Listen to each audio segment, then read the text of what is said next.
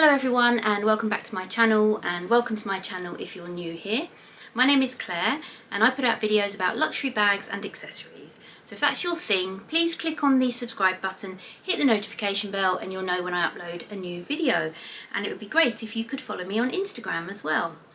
In today's video I'm going to do a little story time. I'm filming this after I was filming another video, so you might think I look the same as a previous video. I'm just filming two videos in a row to be ultra efficient so that I can get more videos up more regularly. So I'm going to do a little story time today about two private sales that I attended last year, around about September, October 2021. And I just thought it'd be interesting to talk about the two experiences I had, two very different experiences, and also show you a couple of the bits that I got from the private sales. So it was, as I say, last September, towards the end of September, and the first one was the Hermès private sale. Now you may have seen some YouTubers' videos about the Hermès private sale around about that time. A lot of the YouTubers actually that week of the sale uploaded their videos and talked about their experiences, etc., and showed you their hauls from the sale. Now I received an invite to the sale. It was via a company that I am registered with, and they send out notifications and invites to lots of different types of private and sample sales. I was very excited to get the invite, and as I understood it, it was the first Hermès private sale in the UK for about 10 years. So I registered and I picked a slot. Now I had to, the sale ran for a week, Saturday to Saturday, and I had to pick a slot on the Friday because of work commitments. I couldn't get a day off until the Friday, so I picked my slot on the Friday when I knew I'd be able to go up to London. So booked that, got confirmation and all of that. Got an email explaining a few things and saying like the cloakroom was mandatory and things like that, and I didn't quite understand what that all meant. So I asked on my bag group, one of my bag Facebook groups, because there's always people on there that know about these things, and they said, oh yeah, you know, some of them were going as well, and they said, yeah, the cloakroom mandatory means that you have to check everything into the cloakroom. So you have to check your coat and your bag in. You're not allowed to take a bag into the sale, and what they do is they give you like a kind of a clear plastic wallet that you hang around your neck, and you can put your phone and your cards in that for when you're going around the sale, but you're not allowed any other bags or anything like that. And it also said do not wear or carry or take any Hermès items. So do not wear your Hermès shoes, do not wear your Hermès ready to wear jewellery, anything like that. And some people were like, well, why is that? And I guess it's because they don't want there to be any kind of confusion. They don't want you to take off your Hermès Oran sandals while you're trying on a pair of sale sandals, and some other person comes and takes them because they think that your actual sandals are in the sale.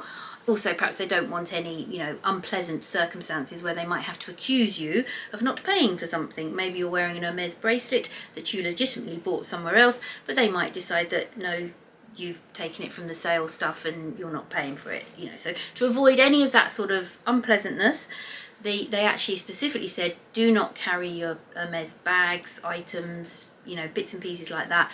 Don't have any Hermès items on you, don't wear anything.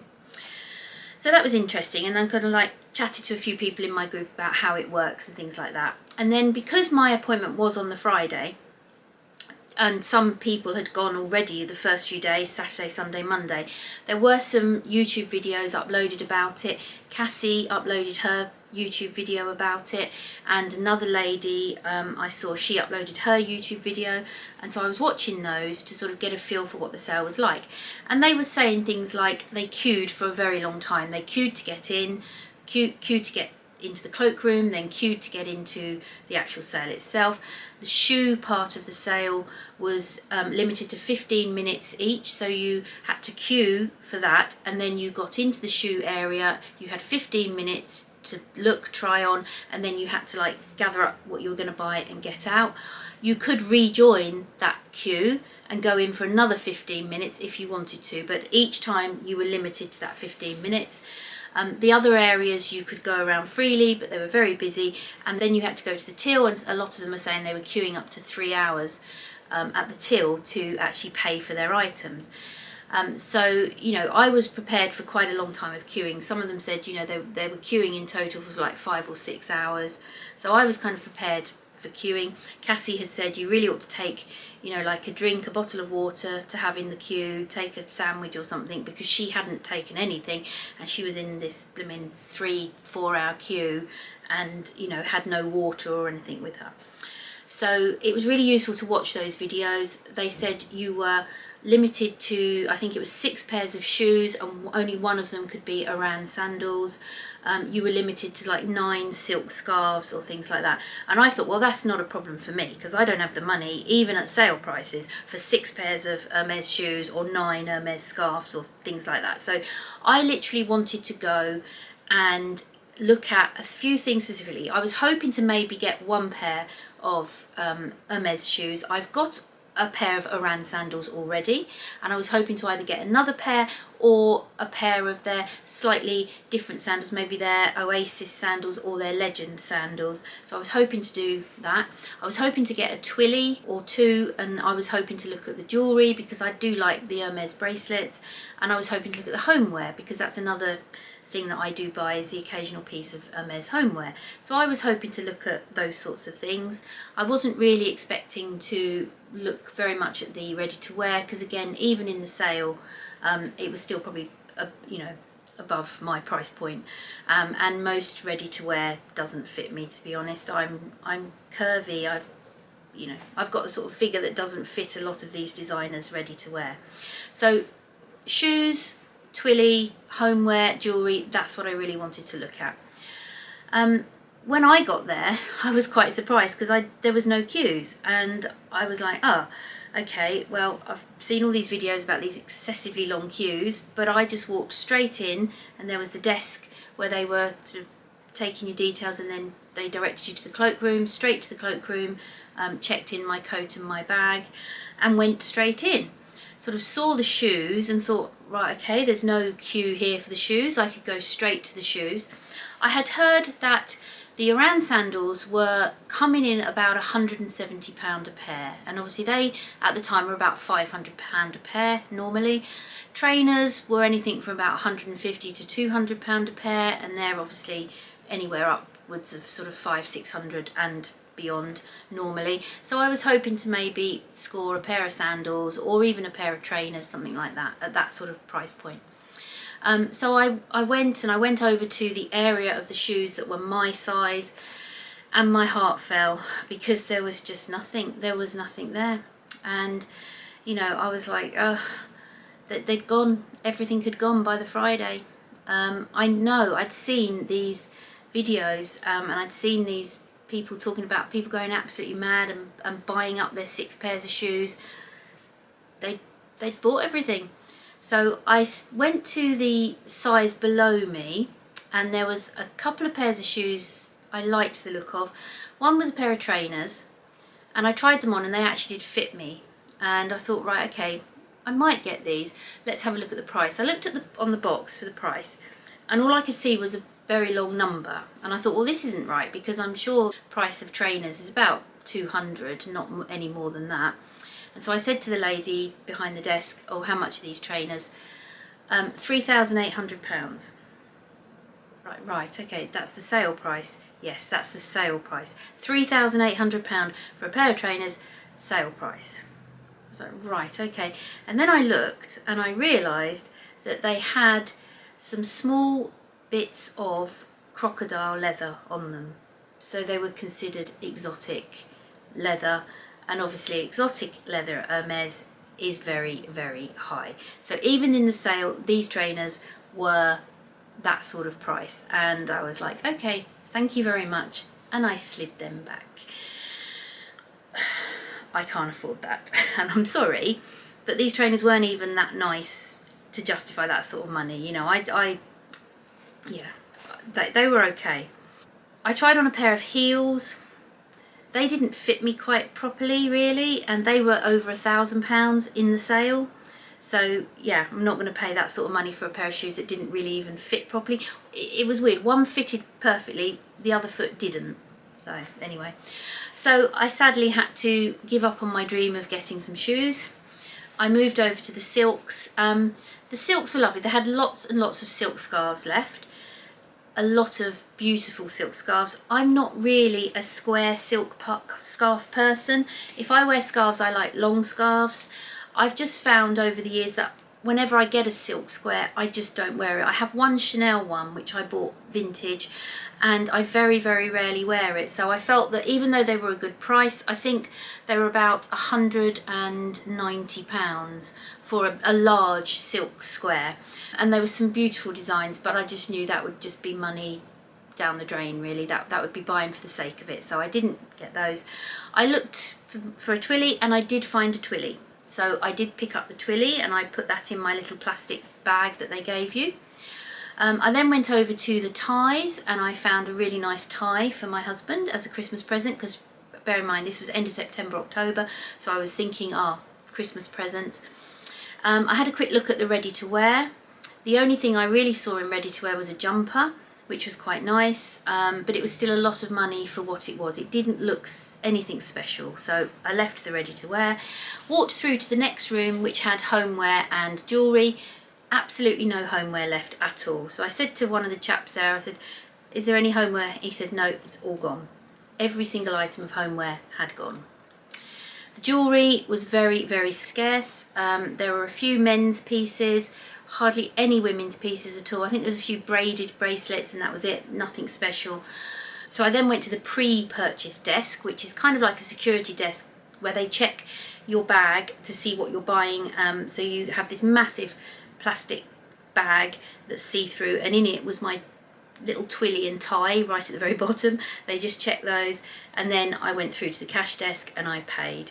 And I came out of the sale, and I was very, very underwhelmed and disappointed, and thought, was it really worth me coming all the way up to London and that? And I thought, well, yeah, I'm glad I did it. I'm glad I went. I would have probably regretted it if I hadn't have gone. But the lesson learnt is, you know, it's best to go earlier in the week. It's best to go at the beginning before everybody's bought everything up. And, you know, that's the situation. And yes, you've got a queue. Yes, you might end up having to queue a long, long time, but there's definitely more for you to choose from, more for you to get. I saw a lady coming towards the sale as I was leaving, and she saw me with my bag and said, oh, what's it like? And I said, well, if as you're here, you might as well go in, because you are literally 2 minutes away now, because she was like saying, is it worth me going?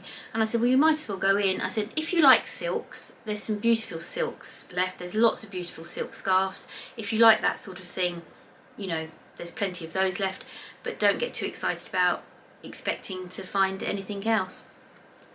So there, anyway, what was frustrating is that I did see at the end of the year some YouTubers do their, you know, kind of worst luxury purchases videos, and some of them had actually had some of the Hermès sale items on their worst luxury purchases video, kind of saying, oh well, we bought these because they were in the sale, we bought this because we could, you know, because we went a bit mad at the sale, everybody was in a buying frenzy, buying up their quota, and they've never used the items, they don't know if they ever will. So the lesson there is, even though it's a sale, even though people around you might be going mad, you've still got to be, you know, considered about your luxury purchases. You know, I wouldn't have had the money to do that. I would have had to really choose, you know, which ones I wanted and go for the ones I wanted the most.